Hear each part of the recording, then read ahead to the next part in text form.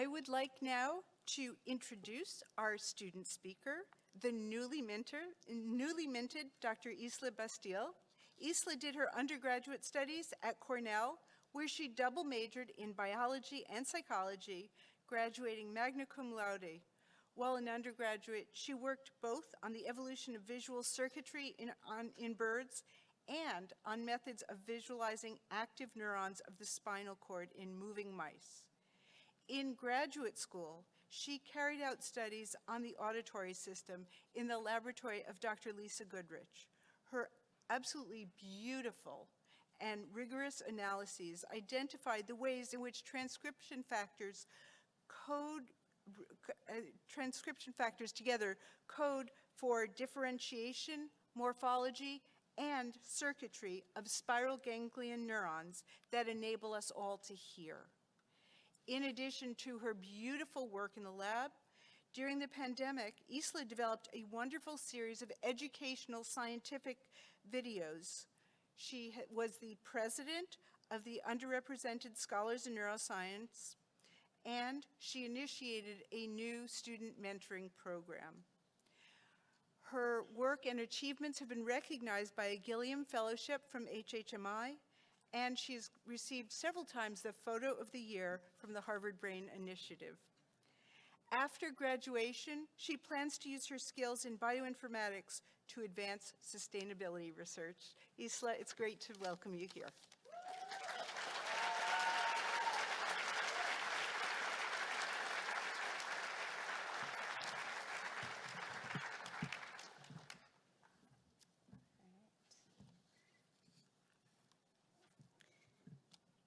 Thank you for the introduction, Roz, and welcome, graduates, guests, faculty, and staff. It is truly my honor to have been chosen to speak on this momentous occasion. I'd like to start off by describing an experience that I know will resonate with many of my fellow graduates. It's December of my first year in graduate school, and I'm wading through 2 feet of snow to get to my 8:30 a.m. class. Meanwhile, classmates from California are dropping like flies as they reckon with the concept of winter and the lack of decent burritos in Boston. After a 3-hour lecture, of which I will remember about 2%, I have lunch with my intimidatingly intelligent classmates, where we launch into a heated debate on the utility of this hot new method, single-cell RNA sequencing.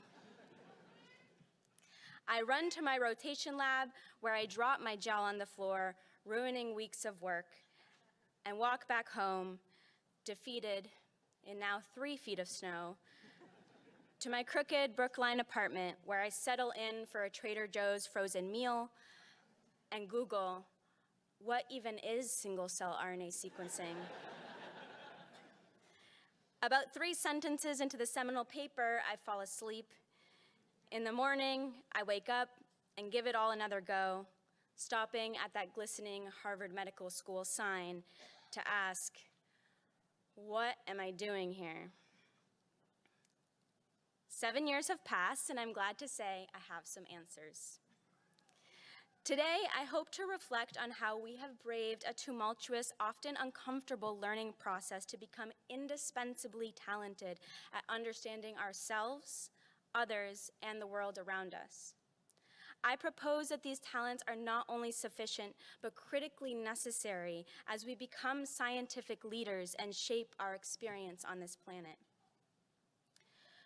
Shortly after the scene I previously described, I passed through another universal graduate school experience, crippling procrastination about a grant.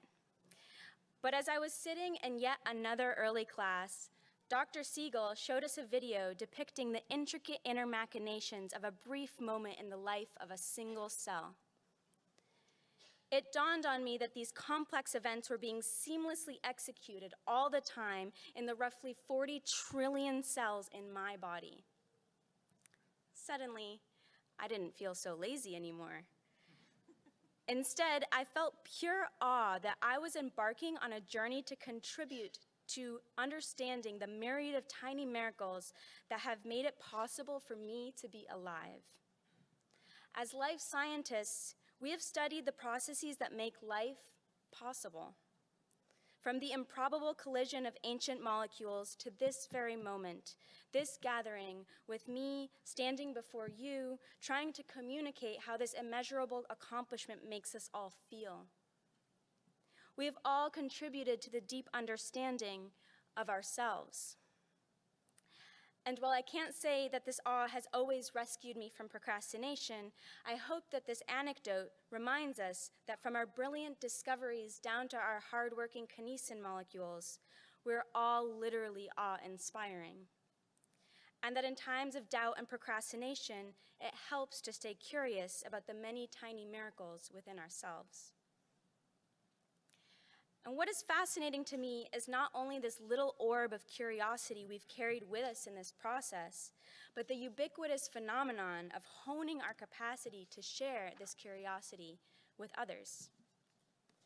We've all passed through the awkward, almost date-like experience of rotating and choosing a lab, and ultimately coming around to prepare our first lab meetings. And let me tell you right now, the great majority of our first lab meetings were really bad. I think the diplomas are nice and all, but if you want to feel really accomplished on any given day, please open the first scientific presentation you ever made in grad school.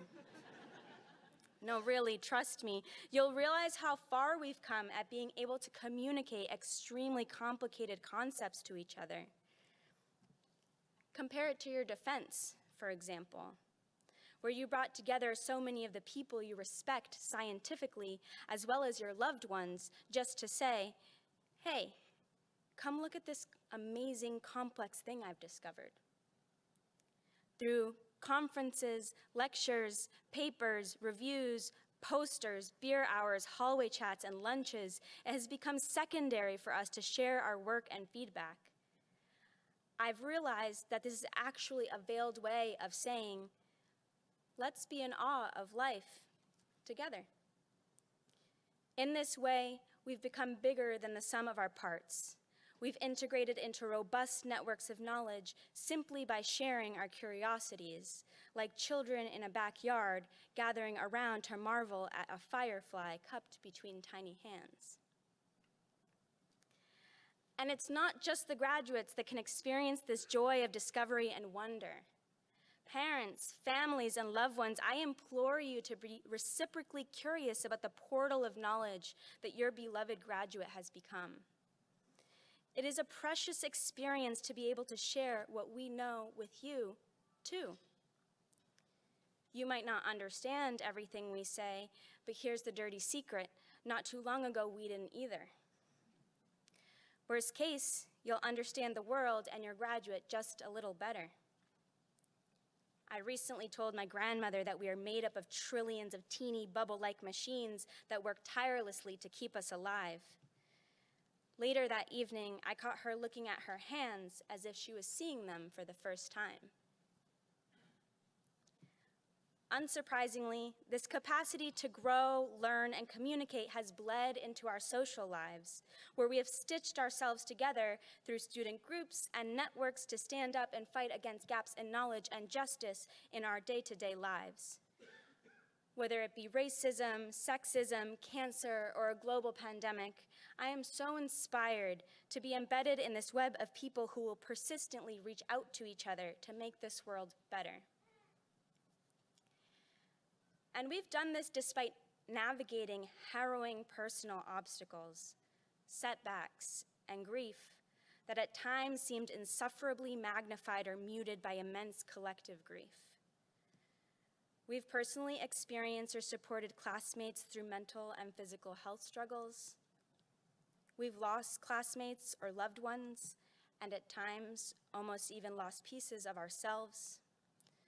We have become very, very close friends with failure. We've had to admit defeat. We've had to ask ourselves, what am I doing here? And yes, Grad school is rife with inordinately difficult obstacles and failures, but this also makes it full of firsts. The first time you collected a single data point, the first time you thought of an experiment on your own, the first time you realized that no one says "Eureka" and instead says for years at a time. The first time you asked for help, the first time you overcame a failure, the first time you helped someone else overcome a failure, the first time you read a paper and actually understood most of it, the first time you realized you discovered something, the first time you realized you could actually do this, the first time you shared your work, the first time you realized you were a real scientist and not a stack of koalas in a lab coat, the first time you could tell a younger student it was going to be okay and believe yourself when you said it. Grad school is bespeckled with moments where you can tangibly pinpoint exactly how you were growing and overcoming and what that felt like. In fact, I argue that these memories are extremely empowering because once you overcome something for the first time, you know you can do it again. In fact, these experiences have equipped us to face extremely challenging unknowns with the placid understanding of how it feels to persist and succeed. It is this understanding of ourselves, of each other, and of the world around us that give me all the confidence that whatever we do next, it will be great. Even sometimes now, I find myself pinching my own arm, uncertain if this dream of mine has really come true. And there will be moments when you will too. But right now is not that moment. Right now, we radically celebrate this accomplishment with every single cell in our bodies, all 40 trillion of them. Thank you for your curiosity, thank you for your perseverance, and thank you for all you will accomplish.